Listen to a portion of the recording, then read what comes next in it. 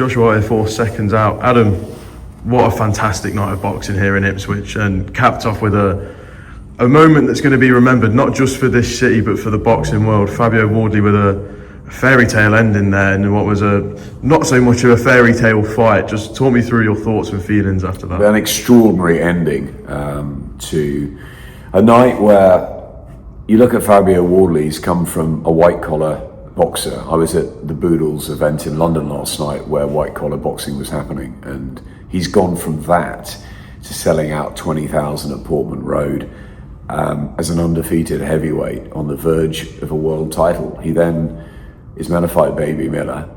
At 5 weeks' notice, Justis Huni comes in, someone completely different, who's boxed since he was a kid, and Fabio goes for it. I thought he hurt Huni at the end of the first round, and apart from that, I thought Justis Huni pretty much won every round. I thought the Australian boxed beautifully, showed his class, showed his pedigree, and grew in confidence. And I thought if anyone was going to find a stoppage, it would be him.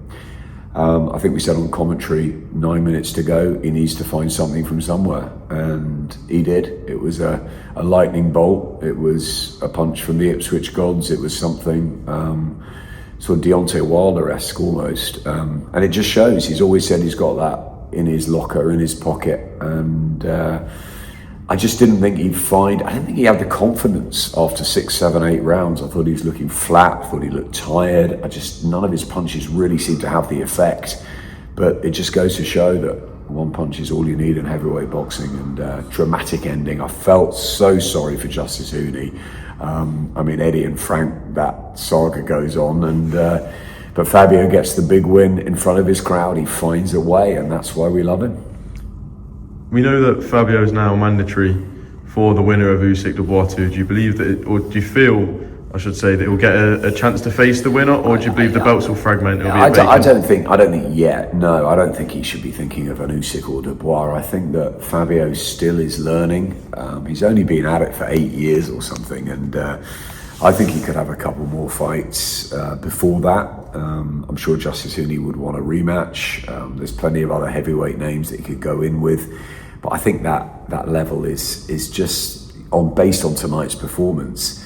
There's no point. Look, he's got a puncher's chance against anyone. He's got the power to detonate, a little bit like Wilder. He's got the power just to find a way in heavyweight boxing. But you want to give yourself the best possible chance. So, look, he's got a baby on the way. He'll have a rest.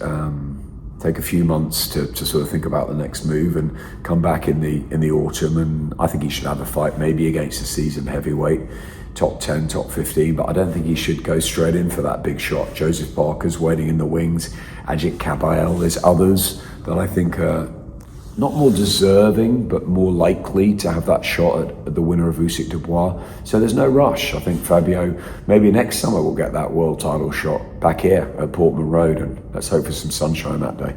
Absolutely. Where do you think it went wrong for Fabio? Not went wrong for Fabio, obviously, because it was the perfect ending for him, but when you look at that performance, he was coming off second best a lot. Absolutely. Where do you think it went wrong, or do you feel it was a case of Justis was just too good at times? Yeah, Justis was just too, I think, a mixture. Justis was too good. I thought he found a rhythm, and I think he believed in himself. After he got shaken a little bit at the end of the first round, he went straight back at him, and he gained confidence by keeping it simple, and he was really effective. His feet were working well. His jab was good. His hand speed, everything. I thought Justis boxed beautifully tonight. And I think Fabio was flat. Maybe he was slightly nervy with the pressure of the crowd, maybe slightly troubled by the change from Miller to Huni. But I think moreover, I think he just also maybe ran out of ideas a little bit, just because he doesn't know what Justis Huni knows about boxing.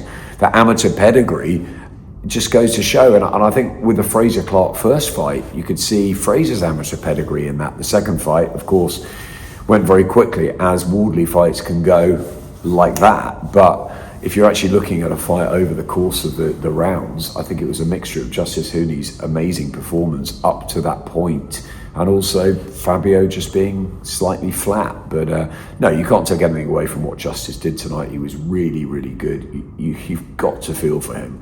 But yeah, that one punch changes everything, and that's why we love and are thrilled by heavyweight boxing. And like we said on commentary, this sport is absolutely mental. Adam, just lastly, a whirlwind week for Dillian Whyte. Meant to be on the card, no opponent confirmed, and then tonight revealed that there's reports that he'll be facing Moses Itauma in Riyadh. Obviously, just speaking to Michael Offer there, he said that it's not a done deal, but it's a fight they're considering. You a fan of Moses Itauma versus Dillian Whyte? That's a great fight. I'd love to see it. I mean, Dillian fights anyone. He wants to fight someone different, Dillian Whyte. I know that.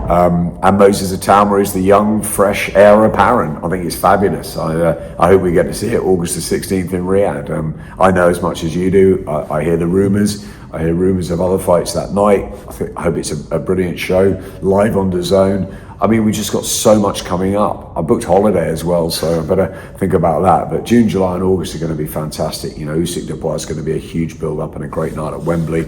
But yeah, Moses Itauma is really special in my opinion. And if you can do a job on Dillian Whyte, then wow, that's really a statement. But you can't, again, write off someone like Dillian who's got so much experience at top level, and you know, he'll want that win badly. So it's a classic meeting, isn't it, of the young up-and-coming whippersnapper and the old battle-hardened sort of, you know, dogged, determined, never say never with Dillian. He's a one-off, Dillian Whyte. Absolutely adore him, and yeah, I'd love to see the fight because he's afraid of no man, Dillian Whyte. I mean, he's the guy that you would least like to meet on the cobbles, Dillian Whyte, or you'd want by your side, because he's one of those. And yeah, again, like Fabio tonight, write him off at your peril. But yeah, it's a fight I'd love to see Moses take on and see what we can get from it. Just lastly, one more that pops into my head. Chris Eubank Sr said on his YouTube channel that if Junior has another fight, then he'll have another fight as well. We presume that he'll return in an exhibition sense. What's your interest in it? A Eubank Senior return? Do you have any interest? No interest. I mean, Chris was one of my heroes. Baron McGuigan, Tommy Hearns, and Chris Eubank Senior were my three heroes growing up. They're my heroes. They're legends. I have no interest in seeing any of them box again, because they are what they are. They're heroes. They're legends. Their time has passed, and that's what we should remember them for. And they should be living a wonderful life in retirement. And yeah, I love Senior, and I think it was fantastic that he turned up, and I love the fact that the father-son relationship is back on. But no, you know, Junior is near the end of his career. He's got a year or two left at max, 2 or 3 fights probably. We don't want to see Senior in the ring, and that's, I think, we universally thought throughout the boxing world, because we love him for what he did, and memories should stay as memories.